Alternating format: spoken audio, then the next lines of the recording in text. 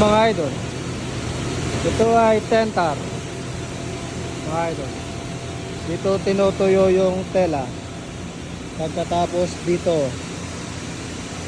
naming kulayan, dito tutuyuin. Ang nakapwesto dyan ay ang Koreano. Ayan, dire-diretso yan. Oven na mahaba, mga idol. Hanggang doon sa dulo, ang layo. Ayan mga idol, dito ang control niyan. Ayan, ayan ang control. Parang eroplano mga idol. Ayan. May nag-request kasi na ating mga friends na mag-video raw tayo ng iba. Ayan mga idol, dito tinutuyo yung tela. Naalala ko, ganito rin yung sa factory sa Nissin Philippines. Papasok dyan yung hile-hilera na pita, yung pita na biscuit. Papasok sa oven, paglabas dun tuyo na mga idol. Sa Nissin biscuit. Parehas lang ng tela, ganito rin ang tuyuan niya.